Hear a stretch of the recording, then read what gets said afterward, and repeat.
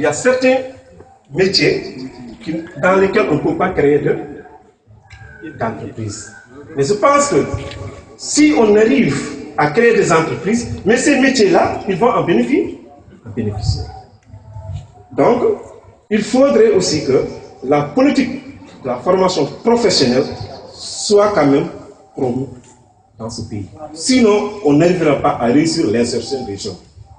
Parce que les jeunes sont dans cette école, dans ce centre de formation, sans pour autant savoir qu'est-ce qui les attend vers la fin. Et cela, ce n'est pas seulement au niveau de la formation initiale et de la formation continue, mais l'insertion. Moi, je pose une question à l'insertion. Est-ce que l'insertion, la cellule d'appui à l'insertion, est-ce qu'elle évalue chaque année ses résultats? Est-ce qu'elle arrive à atteindre ces résultats? Et si elle les atteint, est-ce qu'elle évalue? Combien de sortants ou de sorties qui sont dans cette région de Matam qui sont insérés au niveau de l'emploi? Ça, c'est la première question. Maintenant, la deuxième question, est-ce que aussi la cellule d'appui à l'insertion quand même suit les sorties qui n'arrivent pas encore à trouver du travail? Bon, voilà les deux questions que je tenais à poser à M. Faye. Et sur ce, je ne veux pas être trop long. C'est juste une petite contribution que je tenais à apporter. Donc, je ne vais pas devenir sur le discours, encore le discours, de très brillants discours que mes chers collègues ont eu à tenir. Merci. Merci, M. Ba. Formateur en tri clé. Donc, je pense que vous avez, vous avez enregistré les questions. Donc, on va passer à une autre intervention. Il s'agit de celle de M. Mbao. Voilà, je me vous la parole.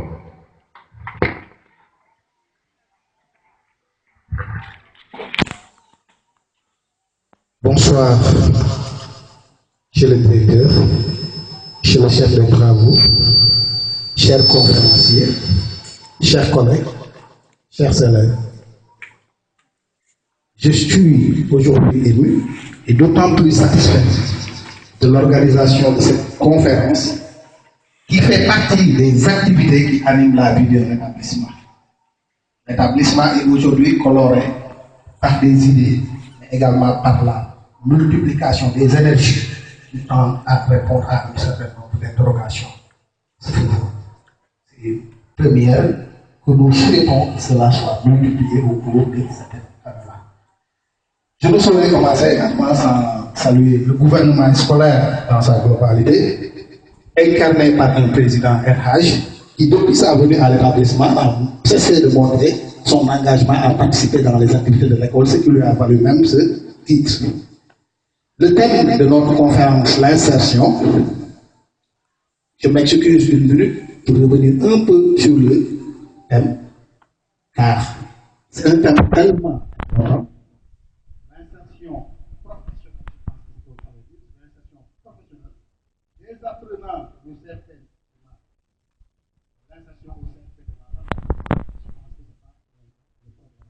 le problématique, c'est surtout au niveau de l'insertion professionnelle des apprenants ou bien des sorties du CFP de Matam. Et ce faisant, une telle thème mériterait une réflexion sérieuse. Je ne saurais le commencer sans pour autant rappeler un contexte que M. Ba a bien sûr posé, un contexte national qui a vu la question du travail véritablement problématique. Surtout, juste après la dévaluation des années 93. C'est dans ce moment-là qu'on est venu à la première fois en 98, 97, avec l'année où on parlait des maîtrisards en chômage, où Abdou Diouf les a financés pour les amener à créer des entreprises, notamment dans le transport et les boulangers. On s'en rappelle encore, même si ce n'était pas un succès, c'est une date marquante qui marque la naissance de notre processus dans notre civilisation ou bien dans notre histoire nationale. La formation professionnelle maintenant par rapport à l'insertion a une mission phare. La mission de la formation professionnelle, c'est d'abord de réhabiliter des personnes qui ont été laissées en un certain moment par le dessus des règles et codes de conduite sociale. Les codes de conduite sociale voudraient que les apprenants qui sont ici étaient avant tout des apprenants de l'enseignement général, mais en un certain moment, par incapacité ou par autre motif, ils ont été laissés à côté. C'est la formation professionnelle que l'État a mis en marche maintenant pour prendre en compte toutes ces couches sociales. La prise en compte de ces couches sociales maintenant se marque surtout par deux phénomènes qu'il faut noter. D'abord, c'est la réinsertion. Dans réinsertion, j'en ai parlé de réhabilitation. Réhabiliter la personne à retrouver un statut dans la vie sociale. Et ce statut est le statut d'un apprenant et le statut d'un élève de la formation générale. Si là maintenant le statut de l'apprenant par rapport à ce statut, on le mène vers une réadaptation. Quelqu'un l'a dit tout à l'heure, après une formation, après apprenant, on doit parler de fonction. Voilà, dit tout à l'heure. Quand on parle d'apprenant, on veut qu'à la fin, il ait un métier. Et un métier des métiers que lorsqu'il permet à la personne de vivre. C'est ça un métier, en tout cas. Un métier qui ne sert à rien, mais un drôle de mot de métier. Mais un métier net et légitime, c'est un métier qui permet à la personne qu'il a obtenu de vivre. Et pour cela, nous avons mis en avant aujourd'hui au cours de cette conférence, grâce à M. Faye et les autres conférenciers, deux leviers. Le premier levier est le levier d'auto-emploi. L'auto-emploi qui est reconnu et effectué au niveau du CFP de Matam, car certains de nos sortis ont bénéficié de subventions leur permettant d'aller effectuer dans le marché de l'emploi en créant leur propre entreprise. Mais il y a un deuxième levier qui nous mène vers l'emploi salarié. Les deux leviers, je dis que sont coiffés, organisés autour de la cellule d'insertion. Une telle cellule n'a donc pas une mission petite. La mission que M.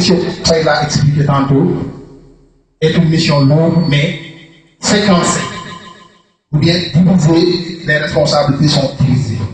Je pense qu'on parle des apprenants, mais nous, en tant qu'acteurs de la formation professionnelle, l'insertion de nos sorties doit être d'abord notre mission. Car dès notre arrivée, nous devons d'abord identifier quoi? Identifier l'ensemble des services qui sont dans l'environnement immédiat et loin de l'entreprise pour voir quels sont chaque service, ce qu'il peut apporter à nos sorties. Deuxièmement, au-delà d'identifier ces services, nous devons mettre en œuvre un programme qui nous permet de pouvoir aller vers ces services et créer une relation nette de collaboration et de partenariat avec ces services. Et je pense que c'est une mission cruciale que l'administration doit réussir.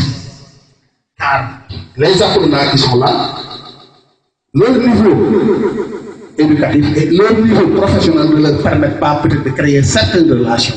Mais ces relations doivent être facilitées par l'établissement. Ce qui les permet en troisième lieu, après une identification et une mise en œuvre d'un programme, nous devons aller vers l'accompagnement de ces sorties, vers l'autonomisation. L'autonomisation, comme on l'a dit, se fait à deux niveaux, soit par principe d'auto-emploi ou par salarié. Si c'est l'emploi salarié maintenant, ce que je dirais, moi, l'emploi salarié au Sénégal, on ne dit pas, nous sommes dans un pays où le régime qui nous gouverne, c'est régi par l'État parti. C'est des régimes politiques, surtout dans le milieu local avec les mairies et tout. C'est des partis, c'est des gens qui préfèrent maintenant recruter des gens qui les sont favorables. Donc, nous aussi, nous devons accompagner nos élèves à créer un ensemble de stratégies qui les permettent d'être visibles et de participer également à la vie de ces milieux-là. Je le dis souvent à mes apprenants, je ne les cache jamais la vérité. Dans vos localités, essayez de participer à la vie politique et au développement de cette localité pour être visible. Parce que dans le recrutement salarial, on ne recrute pas par mérite. Si aux États-Unis, on demande what do you can, au Sénégal, c'est le parrainage. Donc là également, il faut qu'on le reconnaisse et qu'on essaye d'aller dans ce sens pour accompagner nos apprenants. Par rapport à une question pour finir de M. Fa, je dirais que c'est surtout dans le même siège d'ailleurs. Je dirais que si on parle de développement local par rapport à l'auto-emploi, je crois que c'est bien possible. M. Faye l'a dit tout à l'heure, l'auto-emploi ne devait même pas, si la politique de l'établissement est bonne, ne devait pas être un titre individuel. On devait favoriser plutôt le financement groupé. Le financement groupé allait nous permettre de prendre un agent de développement local capable de planifier, de mettre en œuvre un programme et de gérer un programme, un projet, de mettre à son côté un agent de quasi capable de prendre certains documents et de garder les documents administratifs pour en faire un secrétaire administratif, de prendre un agent de comptabilité pour en faire un trésorier, et ensuite mettre à leur côté, par exemple, des horticulteurs pour mettre en œuvre, en niveau, un programme agricole dans la région, parce que la région en a besoin. Mais est-ce qu'il faut financer maintenant un horticulteur seulement et nous demande qu'il va mettre en œuvre un programme agricole? Ou bien prendre un élève de chambre en élevage seulement et lui dire que tu vas mettre en œuvre de l'élevage? Ce sera difficile. Mais si on met à côté de cette personne quelqu'un qui a étudié à gérer maintenant la planification, la mise en œuvre d'un projet et tout ça, on prend à côté un secrétaire capable de gérer et un trésorier, il faut travailler en équipe et c'est sûr que les résultats s'en sortiront. Et même l'école peut prendre ces dispositifs pour en faire des groupements d'essais. C'est des groupements d'essais qu'on va les appeler. On en fait 2, 3 ou 4 dans les différents départements. Ça nous permettra d'absorber presque 80% de nos sorties. Je vous remercie. Merci M. Mbao. Là, vraiment, M. Mbao, bon voilà quoi, vous avez compris qu'au CFR de Matam, on a nos intellectuels. Et je vous demande encore une fois de l'applaudir. D'applaudir M. Mbao et aussi d'applaudir Mme Mbao. Elle est à ses côtés. Voilà. Donc, mbiri gis ngeen ko du mu demee donc gis ngeen CFP mbiri fi am sottatee xalaat fii ñëpp am xel franchement mais nag bëggoon naa élèves yi ñoom aussi ils ont leur mot à dire donc je vais donner la parole à monsieur Sarr mais après monsieur Sarr vraiment bëggoon naa élèves yi aussi ñoom it ñu intervenir avant ñuy jox nos chers conférenciers ñu daal di ñëw am ay réactions par rapport ak intervention yi fi am n'est-ce pas? Donc les élèves, préparez-vous. Hein? Ok.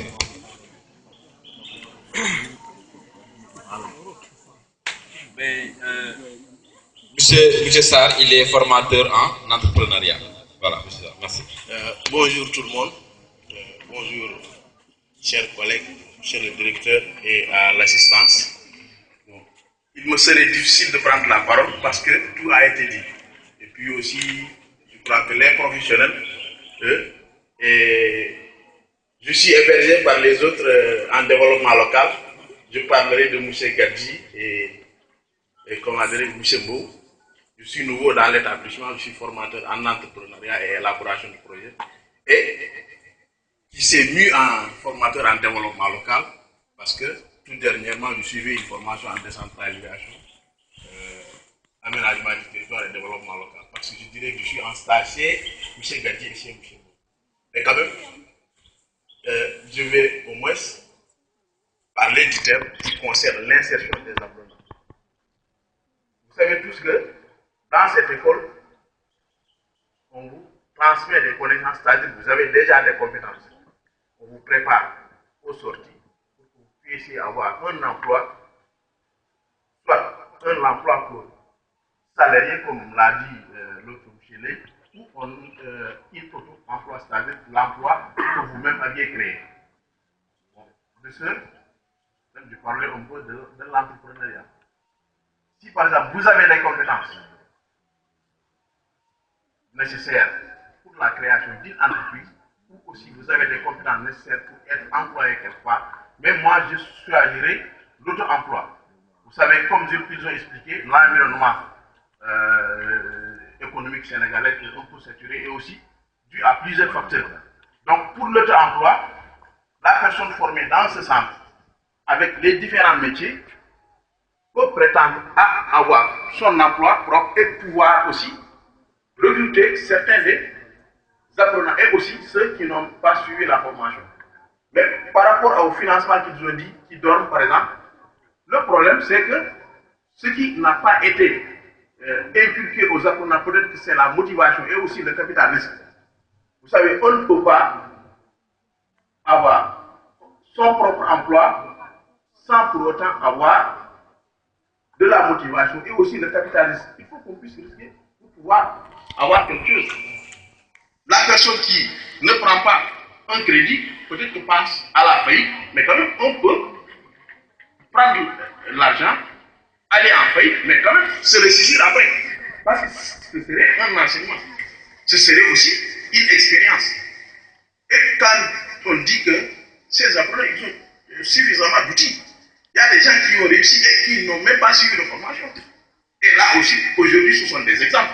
C'est eux-mêmes qui apprennent aux gens comment le faire. Par exemple, les Sérinou, les Youssou, ce sont des employés. Et vous qui aviez la formation, vous aviez les compétences, l'argent est là disponible, prenez-la d'ailleurs. Et allez créer vos emplois. Si vous ne pouvez pas créer ces emplois-là, vous êtes accompagné par des gens, au moins qui sont experts en la matière. Et aussi parlant du développement local. Bon, peut-être que là, je parlerai sous le contrôle de M. Mbo et de M. Gadji. Le développement local, quelqu'un qui est en développement local peut bel et bien créer des emplois. Vous savez, je ne crois pas qu'il y a une filière transversale, je dirais, qui est plus complète que le développement local. Ils ont tous les outils. Vous savez, en développement local, ce qui est enseigné en développement local, je vous jure, ce qui est enseigné en développement local, j'ai suivi un master en aménagement et développement local, mais ce sont ces mêmes outils qu'on utilise à l'université, je dirais. Et pourquoi ces gens ne pourraient pas le faire? Ils peuvent se transformer en consultants, créer leur cabinet. Des enquêtes qui se font. Une enquête qui se fait, c'est 10 000 francs, 20 000 francs par jour. Ils peuvent faire ces enquêtes. Ici à Matam, s'ils sont bien organisés, toutes les enquêtes qui se feront dans la région de Matam peuvent être captées par ces élèves. Et aussi tous les programmes qui sont déroulés, par exemple, le programme sur la malnutrition. Ceux qui sont dans ces cabinets, dans ces bureaux, ce sont ces mêmes étudiants qui sont là-bas. Quand ils se regrouperont peut-être en cabinet ou en une unité au moins, ils pourront capter ces ressources-là. Bon, je ne serai pas long, trop long, mais quand même. Et aussi, en même temps aussi, ils peuvent créer, vous savez, pour des ONG, une personne ne peut pas venir un jour créer une ONG. Il y a une procédure qui se fait. Vous créez une association bien formée et avec un récépissé. Vous exercez pendant 2 ou 3 ans, là avec votre avec les activités que vous avez eu à faire et des justificatifs, vous pouvez vous transformer en une ONG. Et les ONG, ceux qui créent des ONG, ce sont des gens du développement local. Et qui dirait qu'une ONG et une entreprise, c'est deux choses différentes. Les ONG, eux, ils ont beaucoup plus d'argent et ils payent beaucoup plus que les entreprises. Donc, chers amis, chers collègues, je m'arrête là.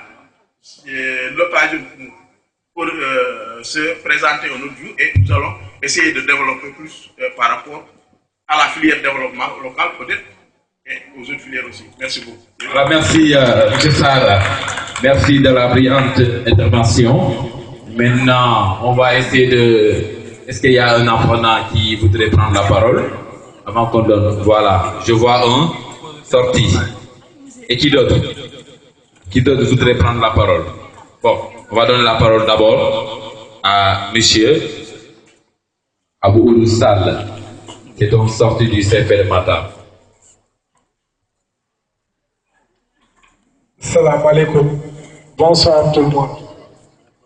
Je m'appelle Abou Sall. Je suis apprenant ici au CFP de Matam dans le domaine de l'horticulture. Je remercie Monsieur le Président et l'ensemble du personnel de l'école ici présent, du directeur jusqu'au gardien de l'école. Je ne vais pas monopoliser la parole, je vais m'intégrer directement au thème. Le chômage des jeunes en Afrique, c'est un fléau qui touche tous les pays, notamment le Sénégal. Raison pour laquelle les chefs d'État ou bien les nouveaux régimes créent des centres de formation pour venir au secours aux jeunes. Donc, cette aide, c'est-à-dire les jeunes viennent dans les centres de formation, il y a ce qu'on appelle une formation, une qualification, une certification et une insertion pour pouvoir intégrer dans le monde du travail et servir le pays. Il y a des ONG occidentaux qui sont prêts à nous financer, je rappelle bien. Il y a des ONG occidentaux qui sont prêts à nous financer en rapport avec le cellule du CFPM. Mais ces ONG attendent toujours la certification pour pouvoir financer ces élèves et intégrer dans le monde du travail. Je vous remercie.